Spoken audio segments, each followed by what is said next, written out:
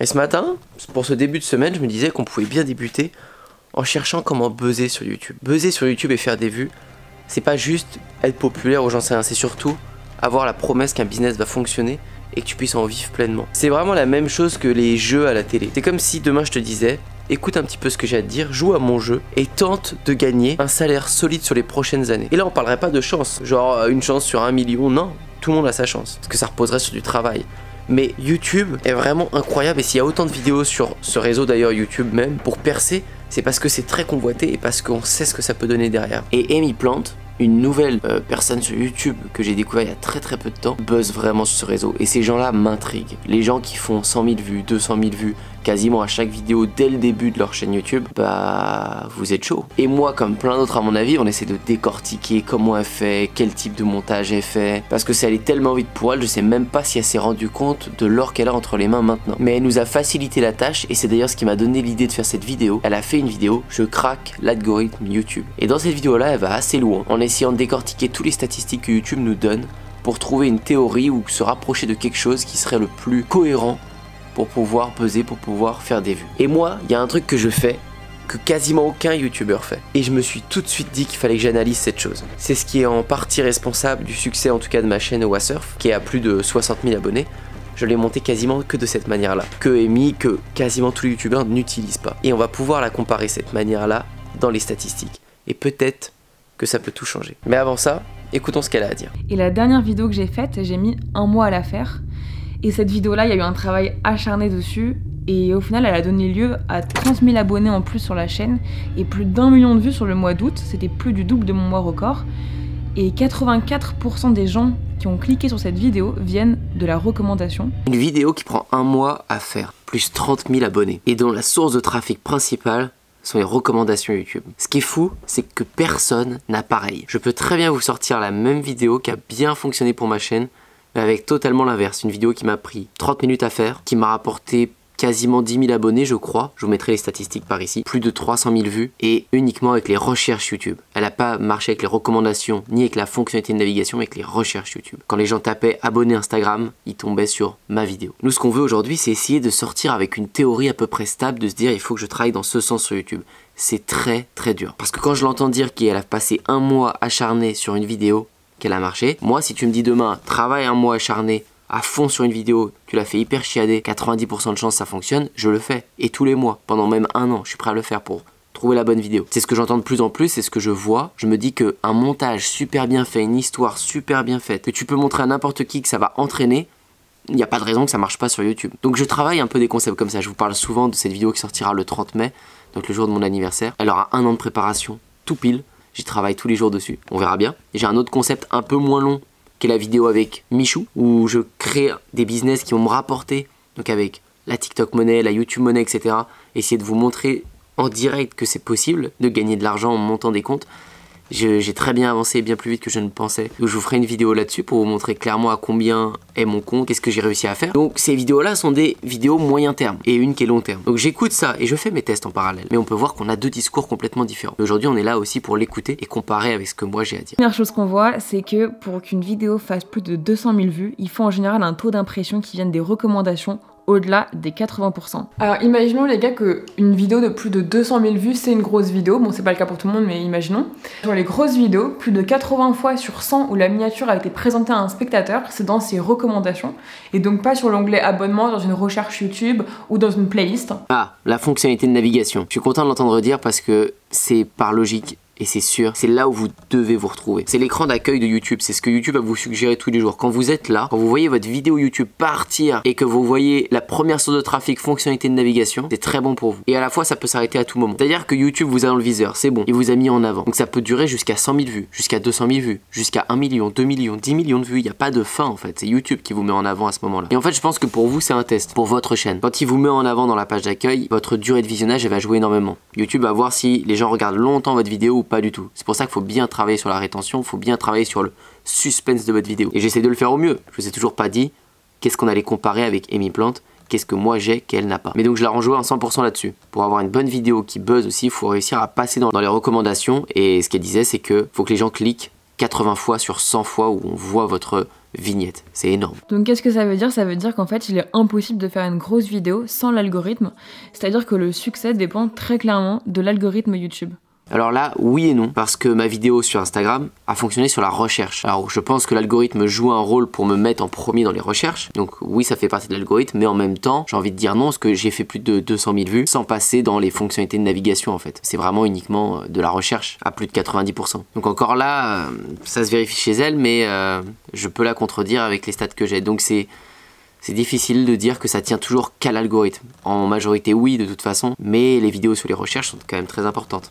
Et là, enfin, on voit nettement que plus le taux de clic par impression au premier jour est important, selon le nombre d'impressions, parce que tout ça ne veut rien dire, plus la vidéo sera recommandée par l'algorithme. Et sa conclusion de fin est beaucoup sur le taux de clic par impression. Ce qui est cohérent parce qu'elle vient de dire juste avant qu'il fallait cliquer sur la vignette, sur les recommandations. Et quand elle compare ses vidéos, on voit que sa vidéo la plus populaire, elle a 13% dessus de clics. Et les autres sont à 7, à 9, etc. Moi, je suis pas vraiment d'accord avec ça, parce que mes vidéos les plus vues sont pas forcément celles qui ont un taux de clic le plus élevé. Après, ce qu'elle sort de son analyse, c'est que ce qui compte, c'est le taux de clic au début, à la sortie de la vidéo. C'est-à-dire que pendant les premières 24 heures, il faut que le taux de clic sur la vignette soit élevé. C'est souvent entre 15 et 20%, en tout cas pour moi, sur ma chaîne de surf. Donc ce qui est élevé, je l'ai pas vu parler d'aussi haut. Et ensuite, plus t'en montes, plus ça diminue, c'est ce qu'elle dit aussi. Et je suis pas vraiment d'accord avec ça, et je trouve ça un peu dommage de s'arrêter à cette théorie de se dire, bon, c'est juste par rapport au taux de clic sur la vignette, quoi. En fait, j'en sors pas avec une vraie méthode. Je vais travailler mes vignettes comme un malade, du coup. Je sais pas si c'est vraiment ça. Parce que regardez juste cette image. C'est une vidéo sur ma chaîne de surf qui a fait 115 000 vues, donc qui a plutôt bien marché. La source première de trafic est encore la recherche YouTube. Donc les gens qui tapent ça, 48%. Deuxième, la fonctionnalité de navigation. Et troisième, les suggestions de vidéos. Elle, sa source principale était les suggestions de vidéos. Donc c'est encore complètement différent pour moi. Le taux de clic est à 9,6. Je ne sais pas si un YouTuber qui veut vraiment percer doit se dire, bon, si je veux faire comme Amy, il faut que je fasse des vidéos travaillées pendant un mois non-stop, vraiment solide. Il faut que je fasse des miniatures de dingue, vraiment travailler là-dessus parce que c'est là que ça va jouer. Ça va être le taux de clic pendant la première journée. Je sais pas, c'est toujours assez vague et moi je vais vous parler de ce que j'ai fait pour réussir à monter et est-ce qu'on peut analyser quelque chose. Voilà des statistiques intéressantes qui vont probablement vous plaire. Vous pouvez déjà voir que ma première source de trafic est la publicité YouTube. 1 400 000 vues, 1,5 million de vues. Et oui, il n'y a aucun YouTuber qui parle de puber sa chaîne YouTube pour monter. Pourtant, moi, c'est ce que j'ai fait. Parce que moi, ce que j'ai en tête là, c'est ça. Si je fais cette découverte, si en regardant, quand je mets des publicités, ça augmente ma fonctionnalité de navigation, ma mise en avant, ça augmente mes recherches YouTube, ça augmente des choses, ça veut peut-être dire qu'on peut maîtriser notre buzz et on peut forcer un peu les choses avec l'algorithme. Ce serait incroyable. Regardons de plus près. Aujourd'hui, j'ai 0 publicité. Et le fait est, c'est que ça a super bien marché parce que je fais des 5 000, 10 000, 15 000, 25 000 vues, 100 000 vues sans aucune publicité. Ma chaîne YouTube est lancée et sur le marché du surf en francophonie, on est les plus gros, on a la plus grosse chaîne YouTube. On est ceux qui font le plus de vues quasiment. Donc ça, je le sais déjà que la pub m'a permis de lancer ma chaîne YouTube. Mais est-ce que dans les phases où je mets de la pub, ça monte l'organique? Est-ce que la fonctionnalité de navigation, etc., l'algorithme monte aussi? Regardons de plus près. On peut voir ici donc les phases en bleu foncé, c'est la publicité YouTube. Là, par exemple, le 31 décembre 2018, 30 000 vues sur YouTube. C'est incroyable, j'avais dû bourriner la publicité. Donc maintenant, accrochez-vous. On va aller dans les statistiques, ça va être intéressant, il va y en avoir de partout. On peut voir que pour le 31 décembre 2018, j'avais dû charger la publicité. Un peu plus de 30 000 vues avec la publicité YouTube, pour du coup 2460 vues en fonctionnalité de navigation, donc ce qui nous intéresse. Pour l'instant, je sais pas si c'est normal ou si ça a été influé par ma publicité. Page de chaîne 1372, recherche YouTube 365 et suggestions de vidéos YouTube sur les autres vidéos 147. Je crois que c'est le plus gros pic de publicité que j'ai dû mettre parce que j'en vois pas, il n'y a pas de bleu ciel qui est plus élevé que ça. Donc ça, je vais le prendre en capture d'écran, ça va nous servir pour se repérer. Maintenant, j'aimerais aller dans un endroit où je mettais pas du tout de publicité, donc juste après, 2019, 2-3 mois après, on peut voir qu'il y a une phase publicité, on est à 0 en haut. Donc là je mettais pas de pub. Et la fonctionnalité de navigation, on peut voir en moyenne, si on regarde un petit peu sur les journées, là on peut voir que la fonctionnalité elle est à 1032, donc plusieurs mois après, alors que avant elle était à 2460 vues. Donc 2 mois auparavant avec la publicité, je faisais déjà 2 fois plus de vues en organique, YouTube me référençait plus dans la fonctionnalité de navigation. Page de chaîne 107, l'autre en page de chaîne on était à 1369. Recherche YouTube 80, l'autre on était à 365 avec la publicité. Et suggestion de vidéo 80 et l'autre on était à 147. Donc on voit vraiment une différence quand même qui est notable, mais qui n'est pas aussi importante que la pub. C'est-à-dire que la pub représentait quand même 30 000 vues dans la journée, c'est quand même le pic que j'ai mis. C'est quand même énorme. Et c'est pas autant proportionnel à ce que ça décuple sur les fonctionnalités de navigation, etc. Même si on voit quand même une différence. Ce qui m'étonne pas, c'est la recherche YouTube. Parce que vu qu'il y a beaucoup de publicité sur ce nom-là, Oasurf, sur la vidéo sur le nom de la chaîne, beaucoup de gens vont le taper aussi, il y a une proportion, ça m'étonne pas. Par contre la fonctionnalité de navigation c'est hyper intéressant, ça veut dire que YouTube me met plus en avant. On va avancer un petit peu, si je vais voir par ici, alors peut-être avec des pics de pub qui sont un peu moins forts. Donc un deuxième pic de pub, 5000 vues par la publicité, pas autant que 30 000 mais quand même 5000. En fonctionnalité de navigation 2405, donc c'est quasiment pareil que quand j'avais mis 30 000 vues en publicité, le premier pic de pub. Page de chaîne 667, l'autre était un peu plus élevé, 1369. Recherche YouTube 589, on est plus élevé que le 31 décembre où j'avais mis le maximum de publicité.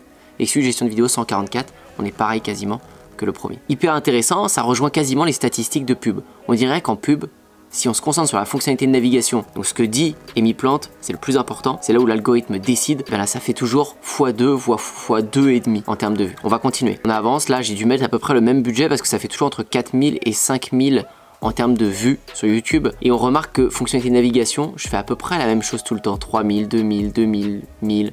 C'est à peu près stable autour de 2000. Regardons juste en dessous, là, plus de publicité. Phase sans publicité. Et on peut voir tout de suite que ma moyenne en fonctionnalité de navigation, elle descend. C'est ça qui est intéressant. C'est vraiment ça qui est intéressant. C'est que c'est pas pile poil. Je découvre en même temps que vous en fait. J'essaye d'analyser en même temps ces statistiques et je comprends des trucs, c'est ouf. C'est-à-dire que c'est pas pile quand vous arrêtez la publicité que vos stats ils comprennent tout de suite. YouTube il met un petit temps, des fois une semaine ou deux à comprendre ce qui se passe. Regardez, ma fonctionnalité de navigation là, elle est à 1000, 2000, 1500. Ok. Là regardez bien, publicité on est à 0. Là 0, j'ai arrêté la pub. Mais pourtant en fonctionnalité de navigation on est toujours à 1300. Regardez le lendemain, 1000. Là on est à 2300, là on est à 1600, là on est à 2000. 1900. Donc on est toujours sur cette moyenne de fonctionnalité de navigation qui était avec la publicité normalement. J'ai pas ça sans la publicité, c'est ce qu'on a vu tout à l'heure. Mais YouTube a pas encore compris, il met du temps. Et là il va commencer à comprendre que voilà, la chaîne YouTube a fait moins de vues. Et donc regardez ce qui va se passer. Là regardez, ma fonctionnalité de navigation elle chute, elle chute, elle chute, elle chute. Elle passe à 800, à 200, à 300, à 500, à 600. Et du coup ça fait planter ma chaîne complète. Pour qu'ensuite je vienne remettre un petit peu de publicité. Petit budget de pub, 600. Donc 600 vues par jour. 600, 600. Et ça bouge pas trop ma fonctionnalité de navigation. On voit pas, je passe pas les 1000. Parce que je suis pas du tout autant que d'habitude. Là YouTube il voit pas vraiment une montée majeure. On le voit sur le schéma hein, en termes de vues. Quand je mettais de la publicité, j'étais en moyenne par jour, ouais, au milieu des 12 000, donc je vais être vers 6-7 000 par jour. Sauf que là, même en mettant un tout petit peu de publicité, bon, c'est pas très élevé quoi. Donc ça la monte pas, c'est intéressant. Bon et maintenant, je vais finir de nous péter le cerveau, parce que ok, j'ai ralenti carrément la publicité par rapport au début. En fait, cette phase où vous voyez du bleu, c'était vraiment pour lancer ma chaîne. Et en fait, ça a super bien marché, parce que vous savez que le vert, c'est la fonctionnalité de navigation, c'est ce qui nous intéresse. Et regardez le vert, comment il est élevé ici, sur ces derniers mois. Ici, mars 2021 jusqu'à en ce moment où c'est quasiment au plus haut, la fonctionnalité de navigation, on arrive à faire des pics à 5969. Et si vous vous souvenez bien de cette première capture d'écran tout à l'heure, avec le maximum de pubs que j'ai mis, on était à 2460. Donc 2 fois moins que là où il y a encore 0 de publicité. Et c'est là où c'est très dur de tirer des conclusions encore une fois. Parce que ce qui m'a permis d'arriver à ça aujourd'hui, c'est parce que les vidéos se sont améliorées aussi. Parce qu'on a fait notre nom, on s'est fait connaître. Ici, dans cette phase-là, les gens s'abonnaient en masse tous les jours. Ils découvraient notre chaîne. Toute cette phase-là, on s'est un peu cherché, on a mis des vidéos YouTube, les gens ont appris à connaître nos concepts et il y a des concepts qui sont sortis et qui nous ont fait un peu buzzer. Tous ces pics là que vous voyez de fonctionnalité de navigation à 8000 celui-ci, c'est des moments où on a mis des vidéos YouTube qu'on fait 50 000 vues, 70 000 vues. Ça a monté, YouTube il a kiffé. L'algorithme a vu que cette vidéo était bien travaillée et c'est là où je rejoins Amy Plante aussi. C'est le fait de faire une vidéo très travaillée. Donc nous c'était pas forcément en termes de travail, j'ai pas passé un mois sur le montage, mais c'était des concepts inédits. C'est-à-dire on cachait une rampe en forêt, etc. Des choses qui n'ont jamais été faites. Et ça a beaucoup plu, ça a beaucoup marché, ça nous a fait monter. Mais ça a permis d'être vu assez rapidement et du coup d'être mis en avant par l'algorithme parce qu'on avait déjà des abonnés qu'on avait réussi à acquérir grâce à la publicité avant. Et la question aujourd'hui que je me pose, si on doit conclure ce schéma, c'est que oui, j'ai une bonne fonctionnalité de navigation aujourd'hui. Je fais pas mal de vues avec ça et la chaîne ne s'est jamais autant bien portée parce que je dépense rien en publicité, je ne perturbe plus l'algorithme avec des montées et des descentes de vues. Mais est-ce que si aujourd'hui je remets de la publicité tous les jours, est-ce que ça va monter et ça va doubler comme ça doublait avant ma fonctionnalité de navigation qui est ici? Est-ce que je vais pas tout gâcher? Je sais pas. Et c'est les tests que je vais peut-être faire dans les prochains mois. Je vais peut-être prendre le risque de remettre de la publicité, d'essayer des choses. Je sais pas. Mais en tout cas, le pari est gagné pour moi pour lancer une chaîne YouTube. Voilà comment j'ai fait. J'ai utilisé ça et j'avais jamais montré ces chiffres nulle part. Je trouvais ça intéressant de vous les montrer ici. Et j'espère que ça vous aura donné quelques réponses et que ça aura précisé des choses que vous aviez en tête. Notez bien que vous n'êtes pas obligé de dépenser de l'argent. Là, j'ai parlé de dépenses du coup et beaucoup vont me dire oui, mais c'est tricher de dépenser ou tout le monde n'a pas d'argent pour dépenser sur YouTube. Je suis complètement d'accord. Mais moi, je le vois vraiment comme un investissement. Un investissement comme il y en a peu qui sont rentables comme celui-ci. C'est-à-dire que j'ai mis une certaine somme d'argent temps haut à Surf pour le monter. Aujourd'hui, elle a été rentabilisée mais 1000 fois. C'est-à-dire ça a lancé une entreprise avec qui fait des vues, donc je vous ai dit des dizaines de milliers de vues. On vend des produits, on vend nos modules de skate, des formations, etc. On a pu lancer toute notre entreprise, faire des clients satisfaits et avancer. Et je vous dirais que pour n'importe quelle chaîne YouTube, vous êtes en train d'acquérir des abonnés, des gens qui voient vos vidéos, qui les regardent, et c'est des gens qui restent. C'est-à-dire si votre contenu il est bon, vous n'êtes pas là en train de faire une publicité one shot sur Facebook ou autre. Vous êtes là en train de faire une pub pour que les gens viennent sur votre chaîne. Ou alors, quand je parlais de vues, quand on parle de publicité sur la chaîne YouTube où on voyait 30 000 vues dans la journée, c'était juste des vidéos que je boostais par exemple. Je mets une bonne vidéo sur YouTube, et ben je la pub. Comme ça, elle va monter. Parce que je pense qu'elle mérite d'être vue. Je pourrais vous raconter plein d'anecdotes avec la pub. Il y a des vidéos que j'ai lancées, qui ont déjà cartonné, juste parce que je l'avais boosté un petit peu avec la publicité. Ça a été le cas pour des vidéos que vous connaissez sûrement. Ma question du jour pour vous, c'est de savoir si vous avez vous aussi déjà essayé la publicité sur YouTube ou pas. Ça m'intéresse de savoir ça, dites-moi ça dans les commentaires. Faites-moi plaisir si vous avez kiffé cette vidéo, n'oubliez pas de liker, de vous abonner et d'activer la petite cloche. Moi je vous dis à très bientôt pour une prochaine vidéo. Ciao.